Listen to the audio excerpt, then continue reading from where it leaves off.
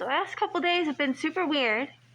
Yesterday, my daughter's school got called in a shooting threat. Some person called all the schools in our area threatening to shoot up the school. And of course they took it seriously. They locked down, the police came, realized that nothing was actually going to happen, and it was just like, I don't know, a prank call. A really cruel and shitty prank, but a prank nonetheless. No actual threat. And it happened just after I dropped her off. So I dropped her off, we start driving away. Maybe 3 minutes later, I get a text from her. Mom, we're in lockdown. I'm scared. I love you. And I was like, oh my god. And I'm coming back right now.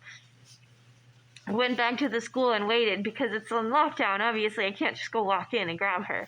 But I see that there's only like 2 police cars there, so I'm like, it's probably not the biggest of deal. It is just probably a precaution. So I'm like texting her being like, it's probably okay.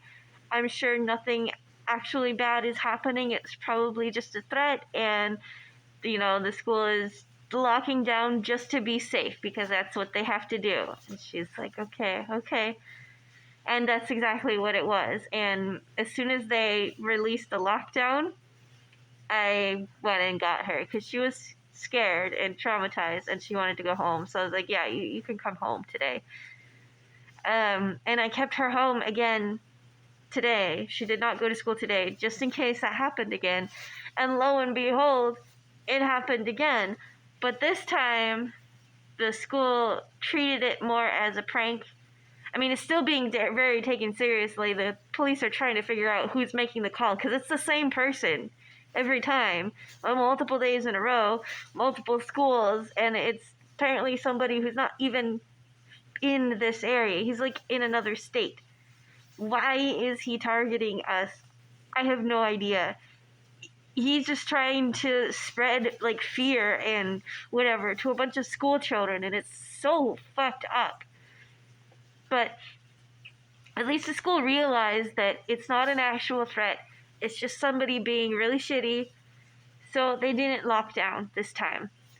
So I think I'm going to send her back to school tomorrow, hoping that even if the guy calls again, they're not going to lock down and everything's going to be okay. And just like, she told me like that the first day that it happened, like there were some kids that were crying, like people were really freaked out because they thought it was real. So that's what concerned me, even though like I had a feeling it wasn't a real threat.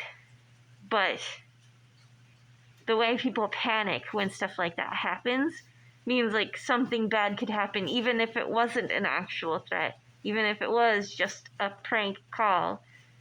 People panic, and they might get hurt in the midst of panicking. And that was my concern. I really hope they catch this person, because wow, that's like a really messed up thing to do, to call schools and threaten them. That's like, oh, why? Like, what do you even hope to gain out of that? It's not funny. It's just cruel. What the fuck?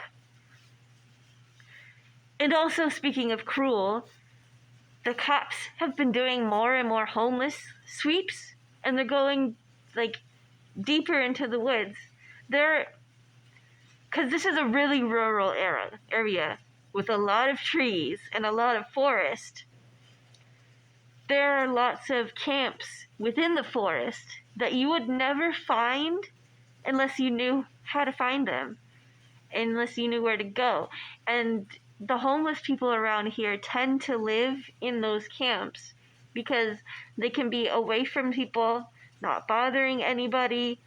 They have like a little community where they know all the people that live in their particular camp, and they can take care of each other, trade, whatever they got to do to survive. I mean, everybody does need a society. As much as I know I don't belong here, I still feel that need for connection, however small. Everyone needs, this is just how humans are. We're a social species.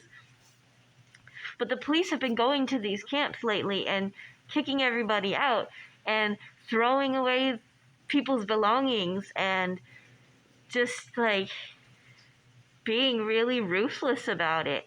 And Albert told me, as Albert came in with his dog Buddy earlier in the night, and he told me that he got kicked out of his spot by the police.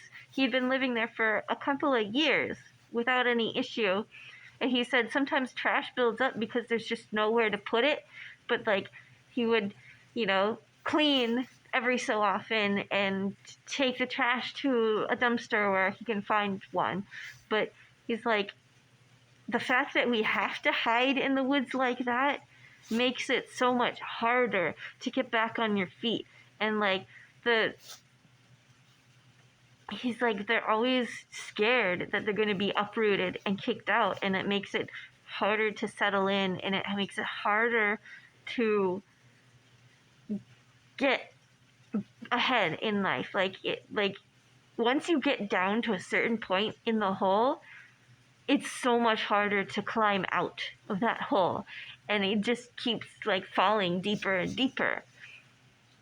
And all of these policy things, criminalization of homelessness, is making it harder to get out of that hole. And I read an article recently that said they're doing this out of compassion, and they're trying to do these sweeps with compassion, but it doesn't seem to me that this is the case.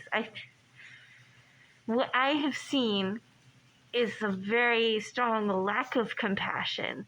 Like, I get needing to weed out problematic individuals. There could be people in certain camps that are stealing or dealing drugs, and there's lots of bad stuff going on. But why not target the individuals that are doing those things rather than just cleaning the homeless encampments? It's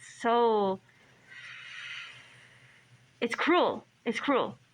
There's nowhere for these people to go. They just kick them out, and then they wander on the street until they find another spot, and then they get kicked out of that spot, and then they wander. And every so often, like every couple of weeks, probably at least once a month, I get a huge influx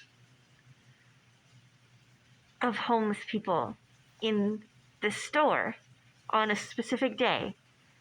And I think that correlates to the sweeps.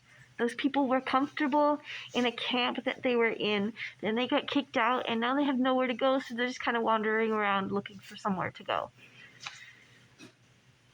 How is this helping? There isn't enough shelter. There aren't enough beds in the shelters. Some people have been waiting years to get housing, like the low-income housing or Section 8. It takes years.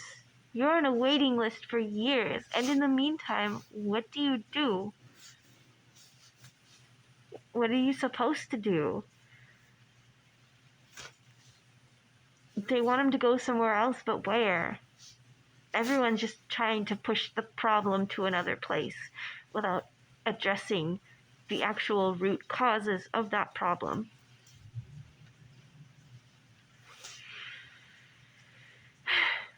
Anyway, I don't have an answer.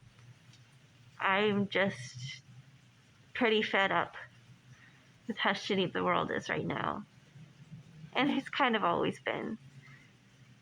I don't have an answer, and I wish I did. I wish I knew what to do, but I don't.